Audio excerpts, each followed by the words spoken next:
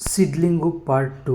ಹೌದು, ಇದು ಲೂಸ್ ಮದ ಯೋಗಿ ಹಾಗೂ ಸೋನು ಗೌಡ ಅವರು ಆ್ಯಕ್ಟ್ ಮಾಡಿರುವ ಹಾಗೂ ವಿಜಯ್ ಪ್ರಸಾದ್ ಅವರು ಡೈರೆಕ್ಟ್ ಮಾಡಿರುವ ಸಿನಿಮಾ ಇದಾಗಿದೆ. ಹೌದು, ಈ ಸಿನಿಮಾ ಹೇಗಿದೆ, ನನಗೆ ಏನು ಇಷ್ಟ ಆಯಿತು ಇದರಲ್ಲಿ ತಿಳಿಸಿಕೊಡ್ತೀನಿ ಬನ್ನಿ. ಹೌದು, ಡೈರೆಕ್ಟರ್ ಅವರು ಪಾರ್ಟ್ 1ನ ಕತೆ ಎಲ್ಲಿಗೆ ನಿಲ್ಲಿಸಿದ್ರೋ ಅಲ್ಲಿಂದಾನೇ ಕಂಟಿನ್ಯೂ ಮಾಡಿದ್ರು ಅಂತಲೇ ಹೇಳಬೇಕು. ಸಿದ್ಲಿಂಗು ಪಾರ್ಟ್ 2 ಅಲ್ಲೂ ಕೂಡ ಪಾರ್ಟ್ 1ನ ಕ್ಲೈಮ್ಯಾಕ್ಸಲ್ಲಿ ರಮ್ಯಾ ಅವರ ಇನ್ಸಿಡೆಂಟ್ನ ಇಲ್ಲಿ ಪಾರ್ಟ್ 2ಅಲ್ಲಿ ಪೂರ್ತಿಯಾಗಿ ಅದರ ಕಾರ್ಯನ ನಮ್ಮ ಸಿದ್ಲಿಂಗು ಅವರು ಮಾಡಿ ಮುಗಿಸ್ತಾರೆ ಅಂತಲೇ ಹೇಳಬೇಕು. ಅದಾದ ನಂತರ ಇವರಿಗೆ ನಿವೇದಿತಾ ಹೇಗೆ ಪರಿಚಯ ಆದರು, ಅವರಿಗೂ ಲೂಸ್ ಮದ ಯೋಗಿಗೂ ಏನು ಸಂಬಂಧ ಅಂತ ನೀವು ಸಿನಿಮಾ ನೋಡಿನೇ ಅರ್ಥ ಮಾಡ್ಕೊಳ್ಬೇಕು. ನಮ್ಮ ಲೂಸ್ ಮದ ಯೋಗಿಯವರು ಪಾರ್ಟ್ 1ನಲ್ಲಿ ಹೇಗೆ ಆ್ಯಕ್ಟ್ ಮಾಡಿದ್ರು ಅದೇ ರೀತಿಯಾಗಿ ಇದರಲ್ಲೂ ಕೂಡ ಅದನ್ನು ಆ್ಯಕ್ಟಿಂಗ್ ಸ್ಕಿಲ್ನ ತೆಗೆದುಕೊಂಡು ಹೋಗಿದ್ದಾರೆ ಅಂತಲೇ ಹೇಳಬೇಕು. ಇನ್ನು ಸೋನು ಗೌಡ ಅವರು ಸಖತ್ತಾಗಿ ಡೀಸೆಂಟಾಗಿ ಪರ್ಫಾರ್ಮೆನ್ಸ್ ಮಾಡಿದರು ಅಂತಲೇ ಹೇಳಬೇಕು. ಸೋನು ಗೌಡ ಅವ್ರನ್ನ ತುಂಬ ಸಿನಿಮಾದಲ್ಲಿ ನೋಡಿರದೇ ಇರುವ ಕಾರಣ ಅವರ ಪಾತ್ರ ಅಷ್ಟು ಕನೆಕ್ಟ್ ಆಗಿಲ್ಲ.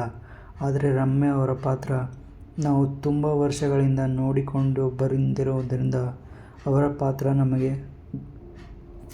ಕನೆಕ್ಟ್ ಆಗಿತ್ತು ಅಂತಲೇ ಹೇಳಬೇಕು. ಹೌದು, ಸೋನು ಗೌಡ ಅವರು ಅವರ ಆ್ಯಕ್ಟಿಂಗ್ನಲ್ಲಿ ಯಾವುದೇ ಕೊರತೆ ಮಾಡಿಲ್ಲ.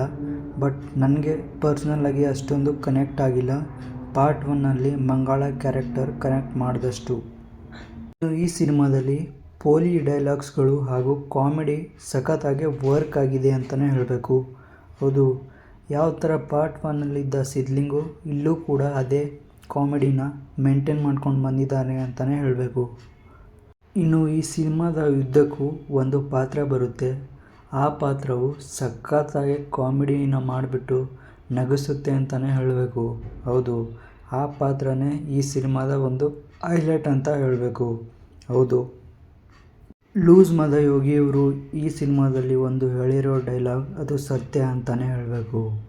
ಆ್ಯಕ್ಚುಲಿ ನೀವು ಹುಚ್ಚರಲ್ಲ, ನಾವು ನಿಜವಾಗ್ಲೂ ಹುಚ್ಚರು ಅಂತಲೇ ಹೇಳ್ತಾರೆ.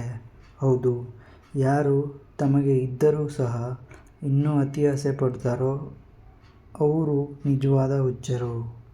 ಪಾರ್ಟ್ 1ನಲ್ಲಿ ಎಷ್ಟು ಎಮೋಷನ್ ಇತ್ತೋ ಅದು ಕೂಡ ಇಲ್ಲಿ ಇದೆ ಅಂತಲೇ ಹೇಳಬೇಕು. ಪಾರ್ಟ್ 2ಅಲ್ಲೂ ಕೂಡ. ಹೌದು, ಪಾರ್ಟ್ 1ನಲ್ಲಿ ಅವನು ತಂದೆ ತಾಯಿ ಹಾಗೆ ಮಂಗಳನ ಕಳೆದುಕೊಂಡ್ರೆ ಇದರಲ್ಲಿ ಯಾವುದರ ಮೇಲೆ ಎಮೋಷನ್ ಇದೆ ಅಂತ ಸಿನಿಮಾ ನೋಡಿದ್ರೇ ಅರ್ಥ ಆಗುತ್ತೆ. ಓವರಾಲ್ ಆಗಿ ಹೇಳೋದಾದರೆ ಇದು ಒಂದು ಒಳ್ಳೆಯ ಅದ್ಭುತ ಸಿನಿಮಾ ಅಂತಲೇ ಹೇಳಬೇಕು. ಹೌದು, ನಾನು ಪಾರ್ಟ್ 1 ನೋಡಿದ ತಕ್ಷಣ ಅಂದ್ಕೊಂಡಿದ್ದೆ ಇದು ಕೂಡ ಅದರ ರೀತಿಯೇ ಇರುತ್ತೆ ಅಂತ.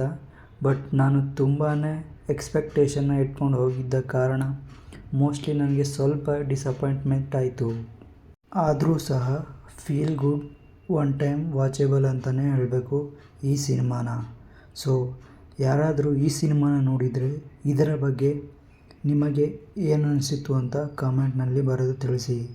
ನೋಡಿಲ್ಲ ಅಂದರೆ ಈಗಲೇ ನಿಮ್ಮ ಹತ್ತಿರದ ಚಿತ್ರಮಂದಿರದಲ್ಲಿ ನೋಡಿ.